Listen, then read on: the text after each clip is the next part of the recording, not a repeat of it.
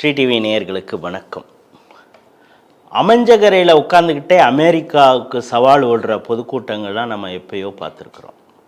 அதே போல் நேற்று பார்த்திங்கன்னா காசாவிற்காக, பாலஸ்தீனத்திற்கு ஆதரவாக, இஸ்ரேலுக்கு எதிராக, ஏகாதிபத்தியத்திற்கு எதிராக நேற்று பெரிய ஒரு கண்டன பொதுக்கூட்டங்கள்லாம் நடத்தியிருக்காங்க. யாருன்னா பெரியாரிய சிந்தனையாளர்கள் கூட்டமைப்பு சேர்ந்து சென்னையில் நடத்தியிருக்காங்க.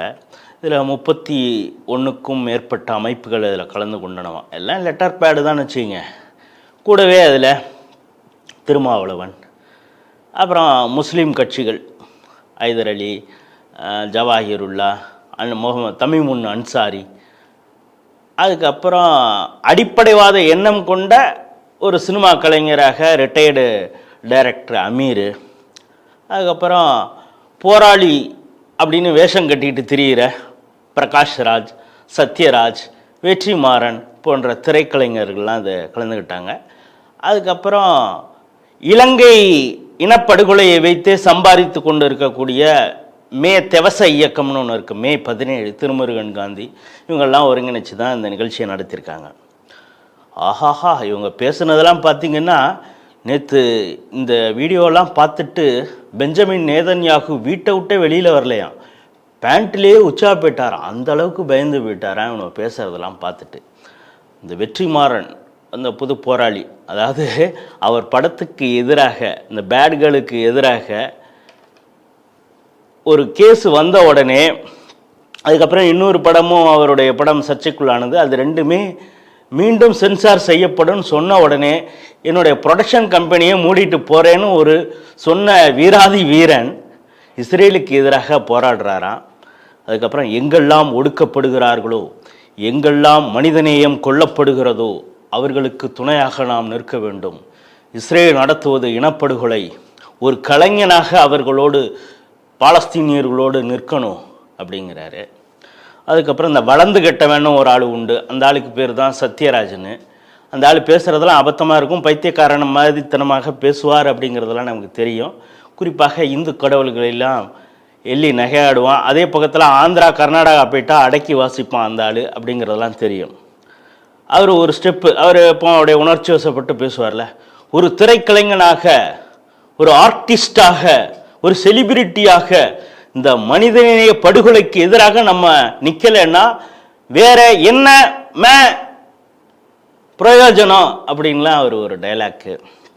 அதுக்கப்புறம் அந்த ஆள் ஒரு உருட்டலாம். அதுதான் என்னால் தாங்கவே முடியாமல் சிரிச்சுக்கிட்டே இருந்தேன். என்னென்னா, இங்கே மேடையில் இருக்கிறவங்க தான் உண்மையான ஹீரோ. நாங்கள் காசுக்காக எங்கள்கிட்ட இருக்கக்கூடிய கொஞ்சம் திறமையை வச்சுக்கிட்டு சினிமாவில் வியாபாரம் பார்த்துட்ருக்கோம். உண்மையான ஹீரோக்கள்னால் யார் தெரியுமா அப்படின்னு சொல்லி திருமாவளவன், திருமுருகன் காந்தியெல்லாம் காட்டுறாரு.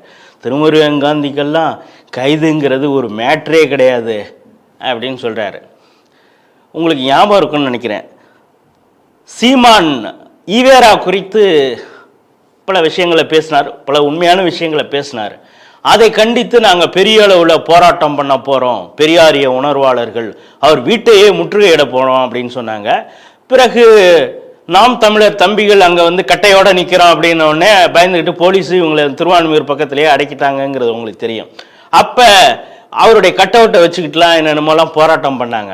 அப்போ போலீஸ் அரெஸ்ட் பண்ணப்போ இவங்க கேட்டது என்ன தெரியுமா, எங்களுக்கு ஏதோ அரெஸ்ட்லாம் பண்ணுறீங்க, புகாரி ஹோட்டல்லேருந்து ஏதாவது பிரியாணி போடுவீங்கன்னு பார்த்தா வெஜிடபிள் பிரியாணி தான் கிடைக்குமா, குஸ்கா தான் கிடைக்குமா அப்படின்னு ஏங்கின போயிடுவோம். இப்போ இவங்க தான் கைதை பற்றி கவலைப்படாத கூட்டமாக இந்த ஆள் சத்யராஜ் பேசுகிறான்.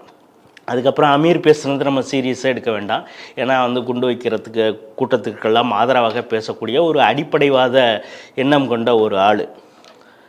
அதுக்கப்புறம் இந்த பிரகாஷ்ராஜ்னு ஒரு ஆள், அந்த ஆள் உருட்டு பார்த்திங்கன்னா, இஸ்ரேல் காசாவின் மீது, பாலஸ்தீனத்தின் மீது தாக்குதல் நடத்துதுங்கிறது ஏதோ அமெரிக்கா ஆதரவோடு நடக்குதுன்னு நினைக்காதீங்க, அதற்கு மௌனமாக சாட்சியாக இருக்கக்கூடிய மோடியும் காரணம் அப்படின்னு உடனே கூட்டத்தில் இருக்கிறவன் எல்லாம் கைதட்டினான். ஆக்சுவலி இதை பேசணுங்கிறதுக்காக தான் அந்த கூட்டமேன்னு நினைக்கிறேன்.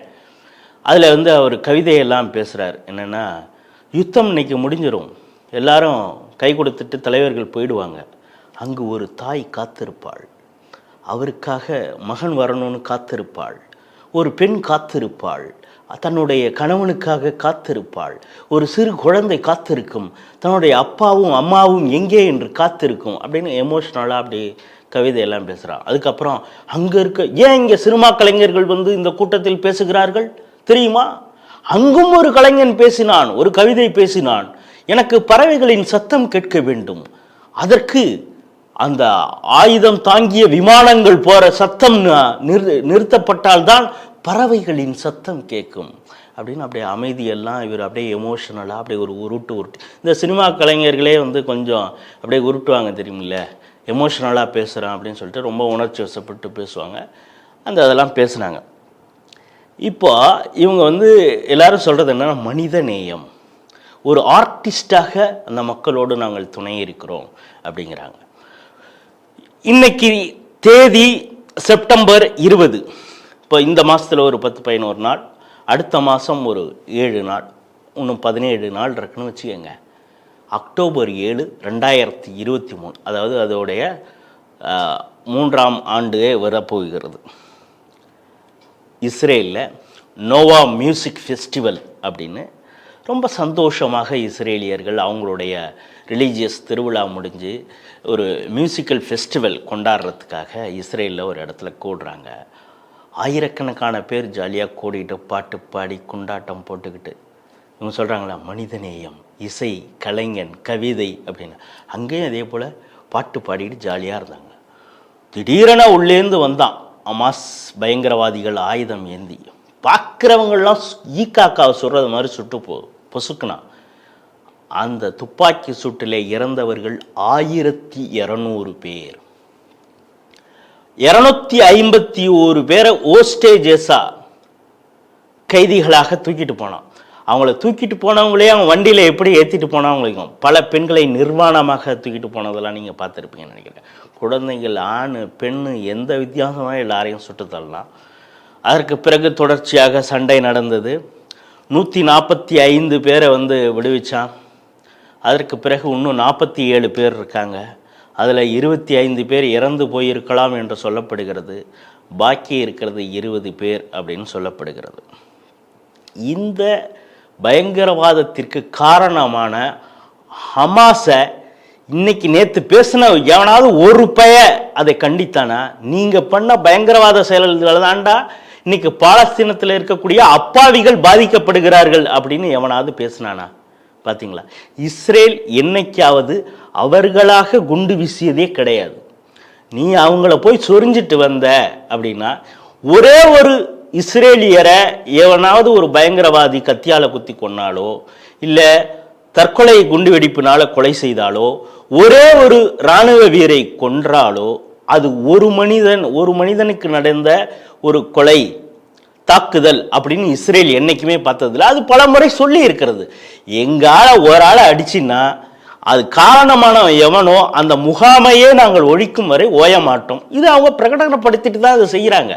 இப்போ இவனோ நேற்று இந்த கண்டன பொதுக்கூட்டம் நடத்திட்டு இருந்தானோல சென்னையில், அப்பொழுதே லெபனானில் பெரிய அளவிலே குண்டு போட்டு ஒழிச்சிட்டு இருந்தாங்க. காரணம் அந்த லெபனான் ஹமாஸ் பயங்கரவாதிகளுக்கு ஆதரவாக செயல்பட்டதுன்னு.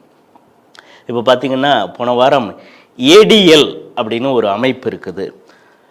அவங்க அமெரிக்காவில் வாஷிங்டன் டிசியில் அவங்க இயங்குறாங்க. ஏடிஎல் அப்படின்னா என்னென்னா ஆன்டி டிஃபமேஷன் லீக் அப்படின்னு.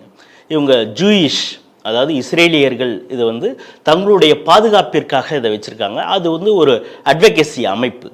அவங்களும்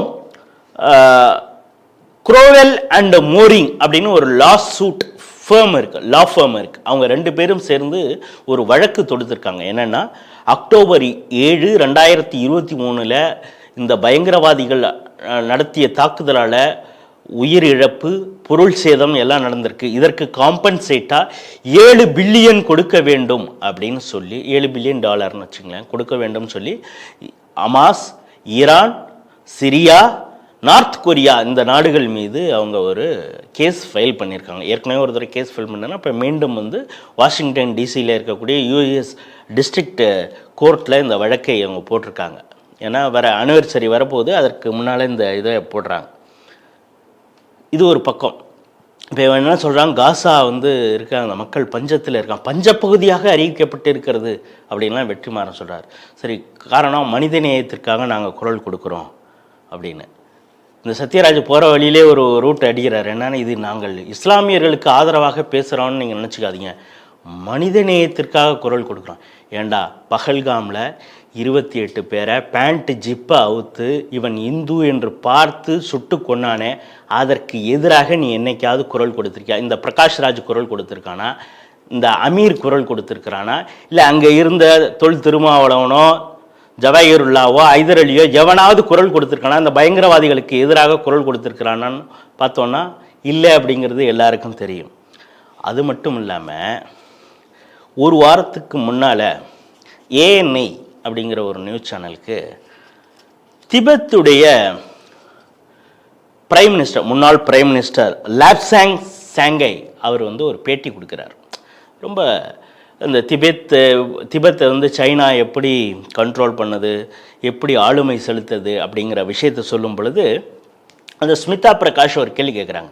சரி, திபெத்தியர்களை வந்து சைனா கண்ட்ரோல் பண்ணுது, இஸ்லாமியர்களை எப்படி ட்ரீட் பண்ணுது அப்படின்னு கேட்குறாங்க. அதுக்கு லாப்சாங் சொல்கிறாரு, எங்களை விட அவங்க ரொம்ப மோசமாக அவங்கள ட்ரீட் பண்ணுறாங்க. என்ன அப்படின்னா, சைனாவில் இருக்கக்கூடிய உய்குர் முஸ்லீம்கள் ரம்ஜான் மாதத்தில் ஃபாஸ்டிங் நோன்பு வைக்க முடியாது. இன்னும் சொல்ல போனால் அவருடைய பெயரில் முகமது அப்படிங்கிற பேரே வைக்க முடியாது. இஸ்லாம் சம்பந்தமாக எந்த விஷயத்தையும் அவர்களால் செய்ய முடியாது. ஏற்கனவே பார்த்துருக்கோம், தாடி வைக்க முடியாதுன்னு. இன்னும் சொல்ல போனால் அங்கே இருக்கக்கூடிய மசூதிகளுக்கு பச்சை பெயிண்டே அடிக்க முடியாது, அது பார்க்கறதுக்கு மசூதினே தெரியக்கூடாது அப்படிங்கிற விஷயத்தெல்லாம் சொல்லி இதற்கு எதிராக ஒரு சில இடங்களில் கூட்டம் கூட்டி போராடுவதற்கான முயற்சிகளை முன்னெடுத்ததை தெரிந்து கொண்ட சீன அரசு அவங்கள ஜிங்ஜியாங் பகுதியில் கொட்டடியில் கிட்டத்தட்ட 1,00,000க்கும் மேற்பட்ட உய்குர் முஸ்லீம்களை அடைச்சி வச்சுருக்காங்க, ஒரு கேம்ப்பு மாதிரி. அந்த கேம்புக்கு பேர் என்ன தெரியுமா? ரீ எஜுகேஷன் கேம்ப். ஏண்டா, நீ படிச்சுட்டு வந்ததுனா அடிப்படைவாத இஸ்லாமு, இது சீனாவில் உன்னுடைய விஷயங்கள்லாம் செல்லுபடியாகாது, அதனால் உனக்கு நாங்கள் சொல்லி கொடுக்குறோம். நீங்கள் சைனாவில் முஸ்லீம்கள் எப்படி இருக்கணுங்கிறத நாங்கள் சொல்லி கொடுக்குறோம் அப்படிங்கிறதுக்காக தான் அந்த கேம்ப். என்னைக்காவது ஒரு நாள் இந்த மனித உரிமை போராளிகள், இந்த மனித நேயத்திற்காக குரல் கொடுப்பவர்கள் என்னைக்காவது உய்குர் முஸ்லீமுக்கு ஆதரவாக பேசியிருக்கீங்க பார்த்துருக்கீங்களா? இந்த ஜவாஹிருல்லாவே பேசியிருக்கிறானான்னு பார்த்துருக்கீங்களா? இங்கே இருக்கக்கூடிய 27 இஸ்லாமிய அமைப்புகள் ஏதாவது பேசியிருக்கான்னு பார்த்துருக்கீங்களா? இந்த லாப்சாங் ஒரு விஷயத்த சொல்கிறாரு. நான் வந்து இம்ரான்கான், பாகிஸ்தான் பிரதமராக இருந்த இம்ரான்கான்ட்ட நான் பேசினேன். என்ன சார் நீங்கள் என்னென்னவெல்லாம் பேசுகிறீங்க, நீங்களும் ஒரு இஸ்லாத்தை, நீங்களும் நபிகள் நாயகத்தை தான் கொண்டாடுற அப்படிங்கிறீங்க. உய்குர் முஸ்லீமோ அவங்க வந்து முஸ்லீம் தானே, அவங்களும் உங்களுடைய வழிபாட்டு முறையை தானே ஃபாலோ பண்ணுறாங்க. இந்த ஜிங்ஜியாங்கில் இருக்கக்கூடியவங்கள நீங்கள் ஏன் அவங்கள பற்றி பேசக்கூட மாட்டேங்கிறீங்க? ஐயோ அதெல்லாம் பேசக்கூடாதுங்க, பேசுனா சைனாவுக்கு எதிராக ஐயோ அப்படின்னு அவர் சொல்கிறாரு. இப்படித்தான் இவருடைய நிலைமை. அதை விட அவர் இன்னொரு விஷயம் சொல்கிறார், இந்த போராளிகளுக்கெல்லாம் சேர்த்து தான் அந்த வார்த்தை. உங்களுக்கு நெஞ்சில் மஞ்சா சோறு இருந்தால் வேறு ஒன்றும் போக வேண்டாம்டா, நீங்கள் சீனாவுக்கு போக வேண்டாம், எங்கேயும் போக வேண்டாம், திபெத்தில் இறங்கிட்டு சீனாவை பற்றி ஒரு யூடியூபோ ஒரு பேச்சோ ஏதாவது ஒன்று பேசிட்டு நீ உயிரோட திரும்பிட்டு பார்க்கலாம். சைனாவில் கிடையாது, திபெத்தில் இறங்கிட்டு நீ பேசிட்டு உன் நெஞ்சில் மஞ்சா சோறு இருக்குதான்னு பார்க்கலாம் அப்படின்னு லாப்சாங் பேசியிருக்காரு. அந்த சவாலை தான் நம்ம இந்த போராளிகளுக்கு சொல்கிறோம். காசால அது எங்கேயோ இருக்குது பாலஸ்தீனில், அவங்களுக்கு குரல் கொடுக்குற நீ சைனா பக்கத்தில் 3.5 மணி நேரம் ட்ராவல் ஈஸியாக போயிடலாம். போயிட்டு எங்களுடைய உய்கூர் முஸ்லீம்களுக்கு அவருடைய வழிபாட்டு சுதந்திரத்தை தடுக்கக்கூடிய கம்யூனிஸ்ட் வெறி பிடித்தவனே ஜி ஜிங்கே அப்படின்னு போய் நீ அங்கே போராடிப்பார், உனக்கு என்ன நடக்குதுன்னு பார்க்கலாம். நீ வந்து பெஞ்சமின் நேத்தன்யாகு விட்டுரு, ஜி ஜின்பிங்கு உன்னை எப்படி ட்ரீட் பண்ணுறாருன்னு பாரு. அதனால தான் நான் திரும்ப திரும்ப நரேந்திர மோடி அவர்களை நம்ம வலியுறுத்தி கேட்பது, நீங்கள் ரொம்ப செக்குலராக இருக்கீங்க, உங்களுக்கு ரொம்ப பெரிய மனசாக இருக்குது. இங்கே இருக்கக்கூடிய போராளிகள்லாம் சீனா வைப்பார்னு பல தடவை சொல்கிறான். சீனாவுடைய ஜி ஜின்பிங் மாதிரி ஒரே ஒரு மாதம் நீங்கள் இருந்து காட்டினீங்கன்னா இந்த பயல்களுக்கு உண்மையான பாசிசம்னா என்ன அப்படின்னு இந்த பிரகாஷ்ராஜ் உள்பட நாதாரிகளுக்கு புரியும் அப்படிங்கிறது தான். மீண்டும் ஒரு நிகழ்ச்சியில் சந்திப்போம். இந்த போராளிகளின் முகத்திரையை நாம் தொடர்ந்து கிழிப்போம். நன்றி, வணக்கம்.